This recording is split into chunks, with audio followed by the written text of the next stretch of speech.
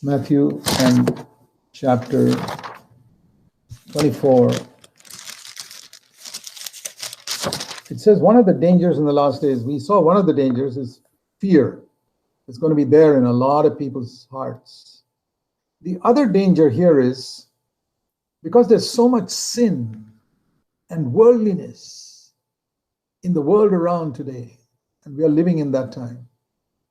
Mathew 24:12 says, let me paraphrase it, because there's going to be so much sin and worldliness and sinful pleasures, sinful movies, and a relaxed, easy way of life where you don't have time to read the Bible, where you neglect the Bible and you neglect fellowship with God because there are so many other forms of entertainment and relaxation. Many people's love will grow cold. Not many, but most people's. And he's talking about believers. Grow cold means once upon a time it was hot.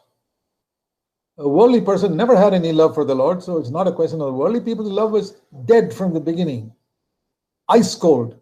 But here it says some people who were hot are becoming cold.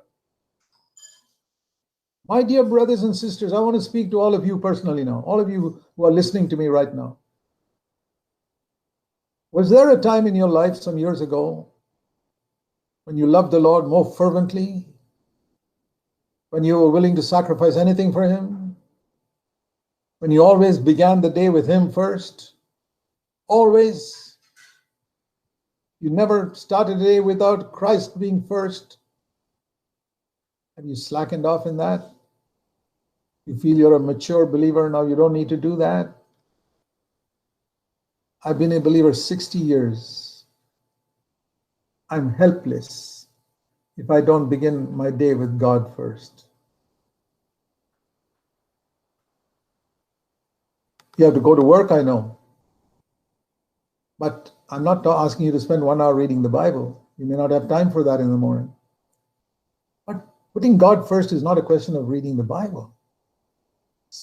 The moment you wake up, you say, I want God to be first in my life. I remember Santosh using an illustration. Now, he spoke to you a little while ago, but once he spoke an illustration where he said, what does a blind man look for as soon as he wakes up from bed? A cane. He can't even move without that cane with which he feels his way around. That's the way we should, because he's dependent on it to find his way.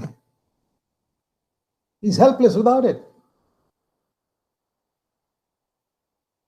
And so we must begin with God. Say, Lord, I can't move this day without you. I want to depend on you.